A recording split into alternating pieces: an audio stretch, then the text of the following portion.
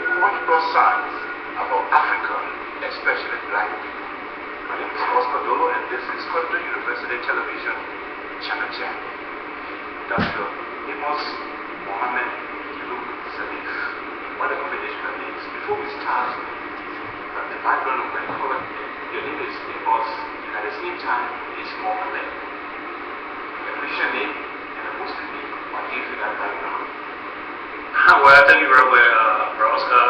Thank God, and I would like to first of all extend my sincere thanks and felicitation to you and our Bakalika group for establishing this dynamic so that we can move forward. The conversation with the Niger represents the nation in Liberia. You know, Liberia is a Western religious structure within traditional African setting. Amos is a biblical and Simon was a African name that come on from Amos synonymous. Okay, so Muhammad buried my daddy was Imam, and I went to the Quran school and I studied Islam and speaking in Arabic. So you have a Muslim background? Yeah, I have a Muslim background, and so parent with me, children. Convert of tradition and philosophy. So Dr. Amos to study from what he knows is technique and moving up so look means elegant, exquisite, and fashionable. So you growing up as a young man, so you want to which is quite resplendent on the way you look now. Yeah, oh yeah. I'm quite older. So can you tell us, are you Christian or a Muslim? I'm both. Christianity started from Africa, so one can actually ostracize himself from the religion and philosophy. Christianity started in Africa. European people did not know what we studied it. So, but then if you ask me the exercise and practice, then that way we are all Christian, we are all Muslim, we are all African tradition and philosophers. I can like to look at that because we are the follower of God. Whatever God says, we are part of the on the board of my church in the United States, name of God of the church. So I'm a member of the thing. So I have so now take part in Islamic ceremonies? Oh yeah. I'm a member of the Nation of Islam in the United States. And, fantastic. Yeah, in fact, when I interviewed in university, I was leading the prayer, the Shema prayer. There's a prayer that starts at 1 o'clock. I used to receive the go to prayer. And I went through the University of Islam. I went to Madrasat, and I'm a very astute Islamic scholar. How do ordinary Muslims as well as Christians see you? Do they respect your dual religious view? Oh yeah. You have to respect my dual religious view because I'm not a traditional Muslim. I'm more intelligent, I'm more diversified, and Black-logical religious individual because we are all into this one God. So I do not believe in the situation of exclusivity, alienity yourself because God did not intend that we give from man be unity to man. That's that I would think. I'm a more religion. My only issue is that I don't want to go to a church seeing Jesus Christ being white, Mary being white, the angels are white, Adam and Eve are white. Then I have to get away from that. And the devil is black. Yeah, the devil is black. That's not rational. And critical thinking philosophy dictates that if you don't see yourself in a setting, there's something lacking. So you have to lack the basic education of people. can bring a present day. So you feel that people have been miseducated to depict colors to characters?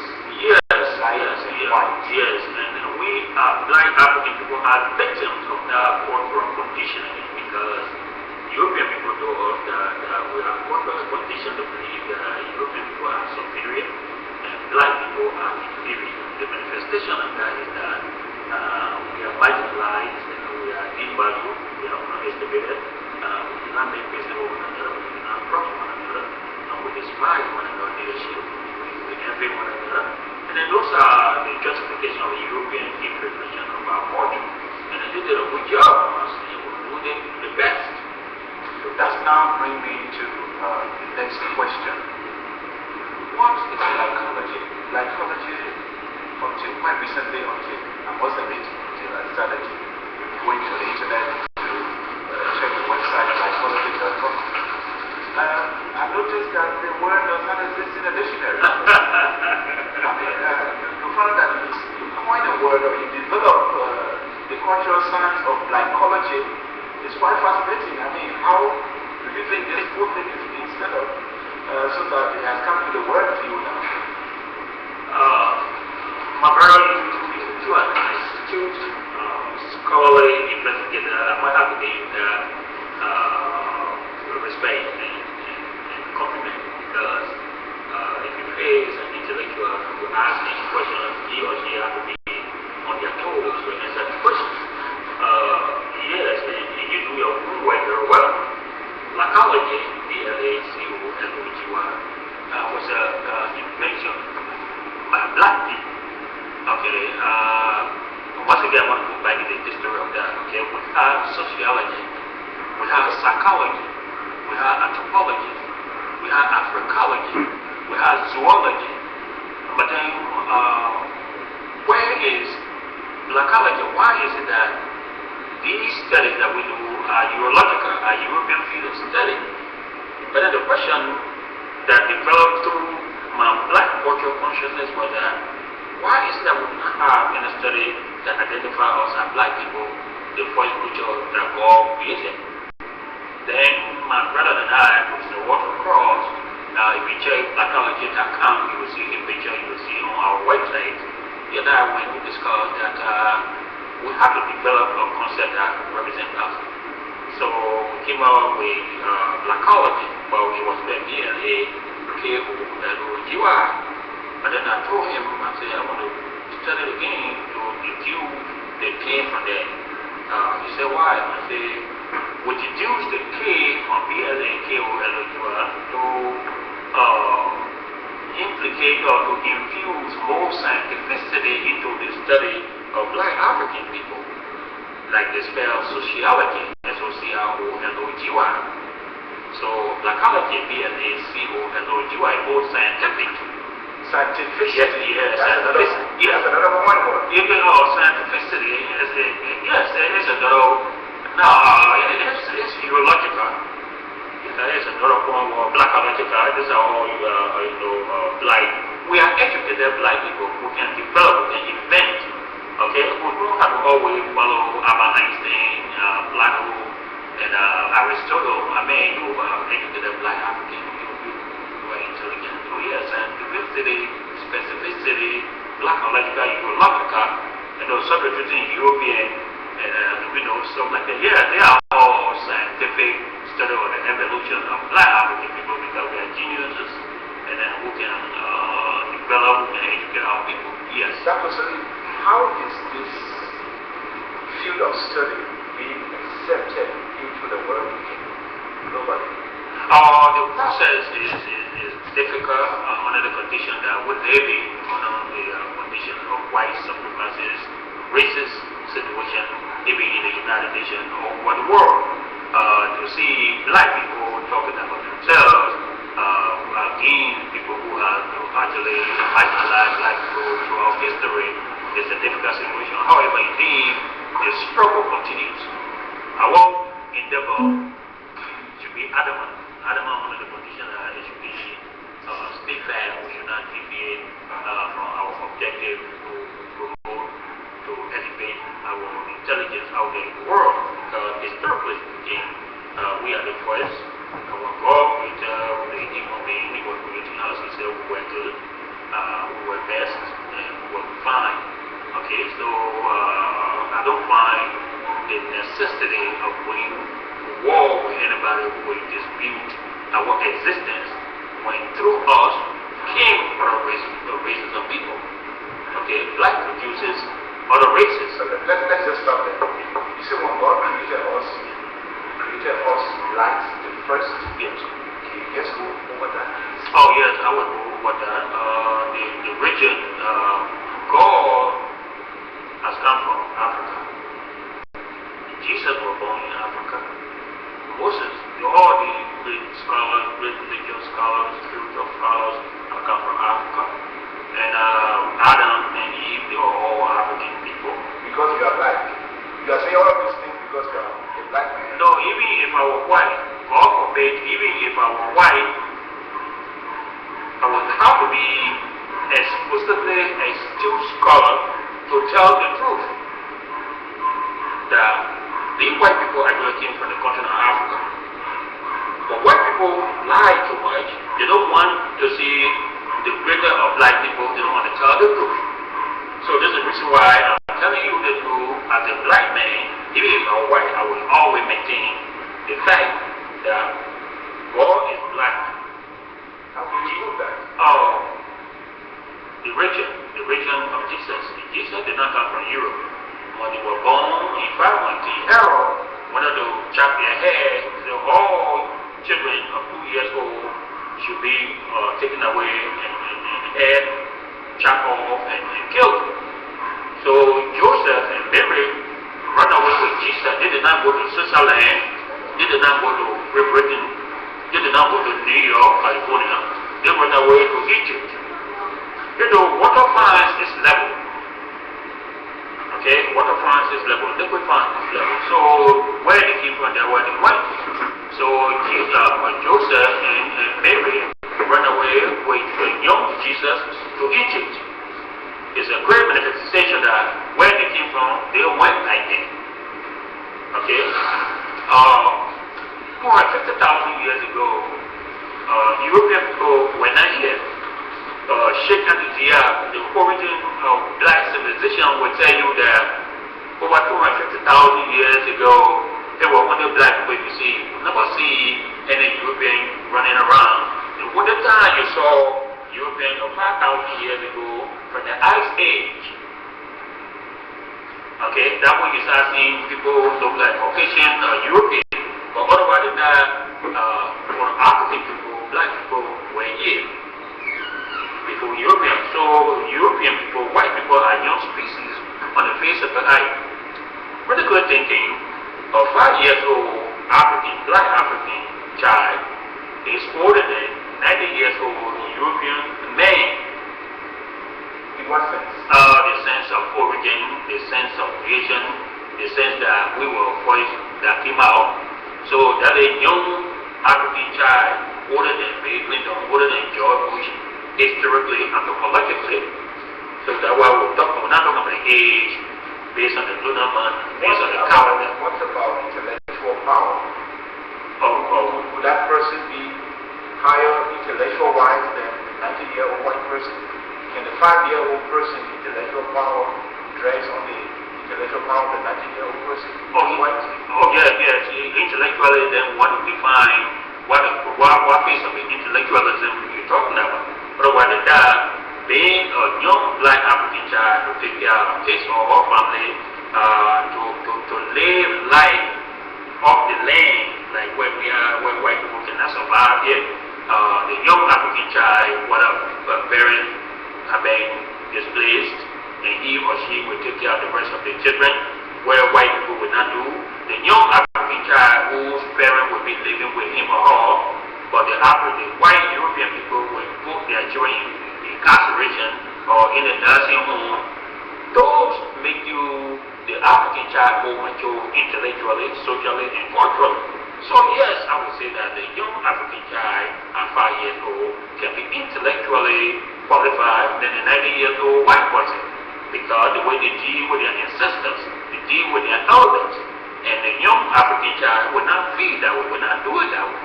So yes, I can emphatically say yes. What is the objective of glycology? The objective of glycology, actually our mission statement here is that,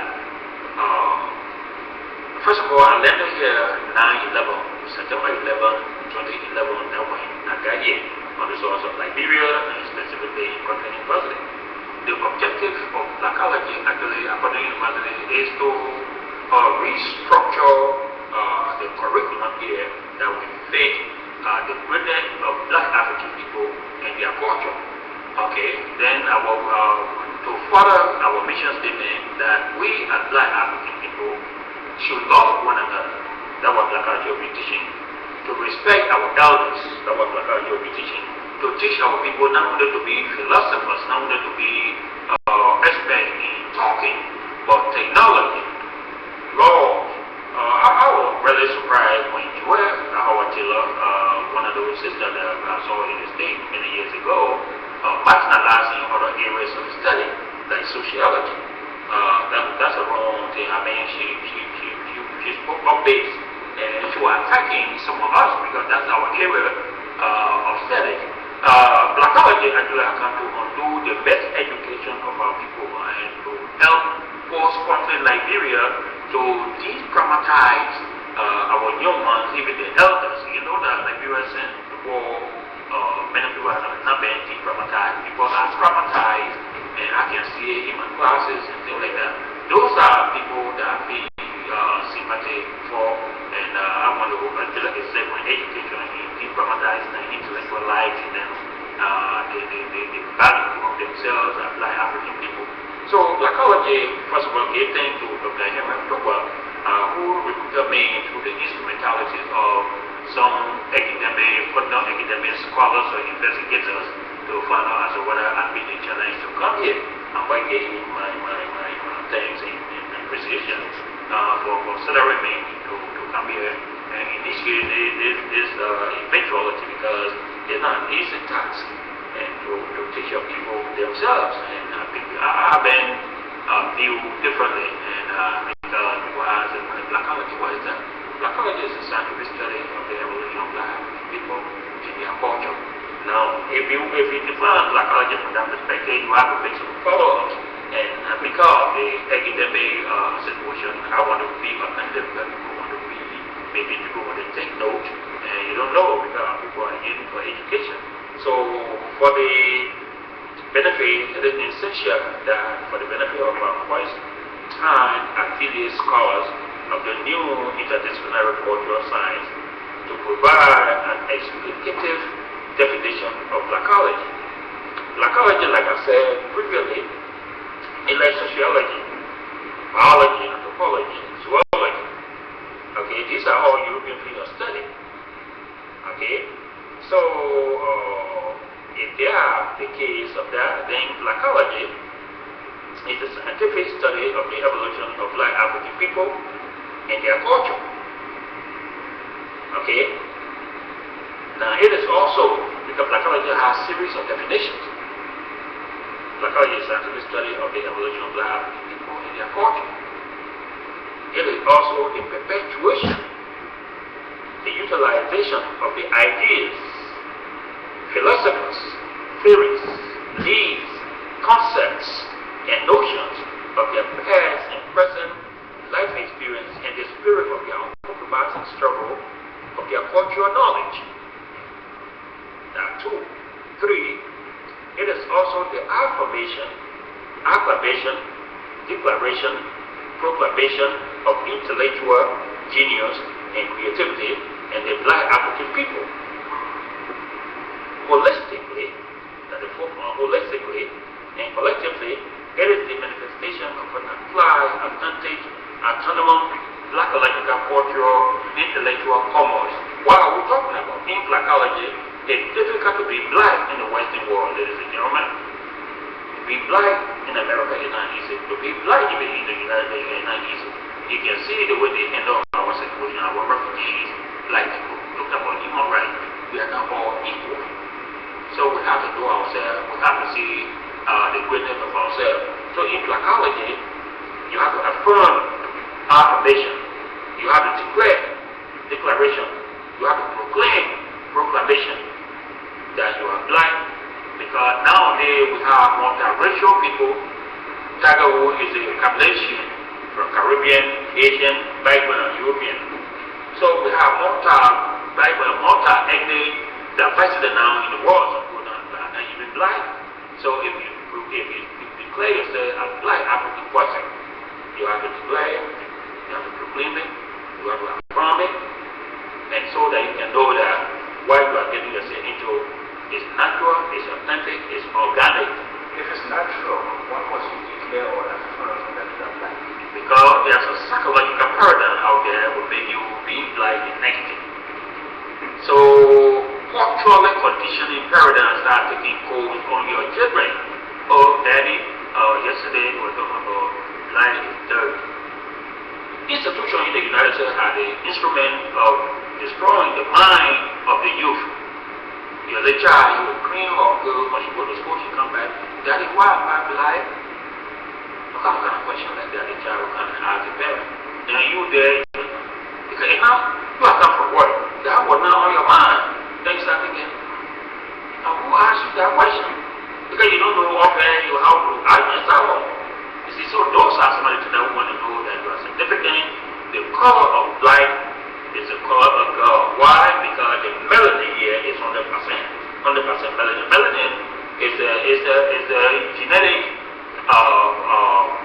resilient cell within the texture of your skin layers that makes you to sustain the terrain within the tropical zone of Africa, the heat.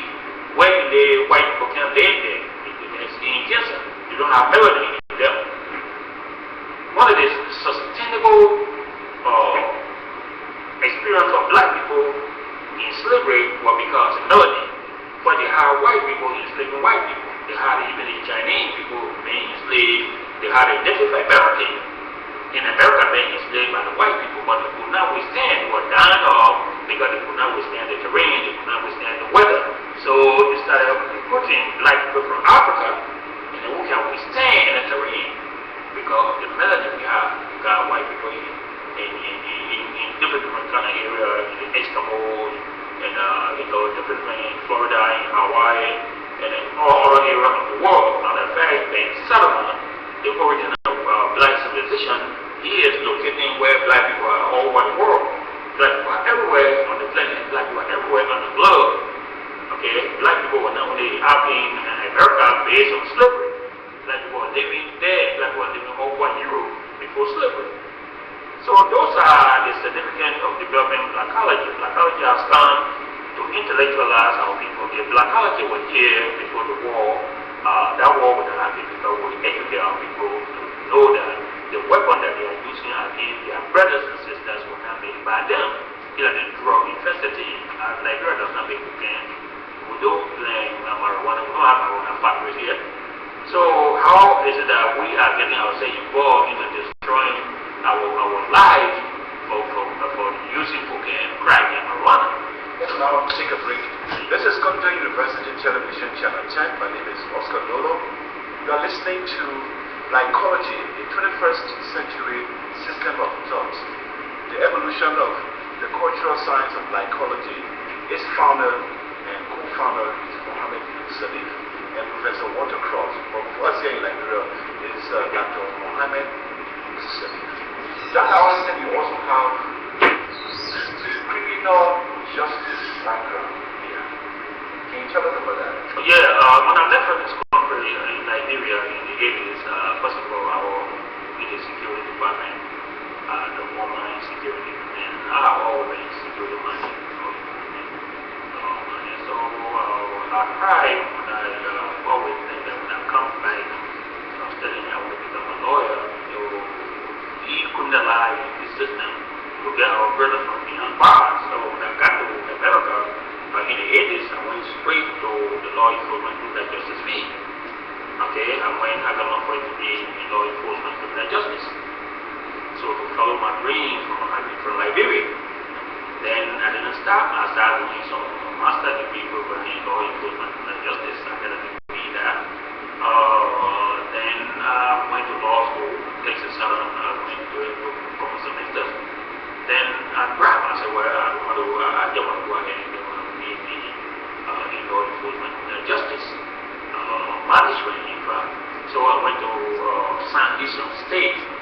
non-Houston State is a correction facility, it's a penitentiary where you are on death row to be killed.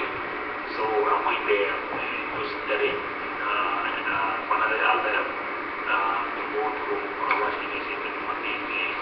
So how many degrees do you have? And this scares people actually when I go, even when I'm seeking job, I don't want to go out of the credentials there because they scare your employers and but actually I do not subscribe to the degrees.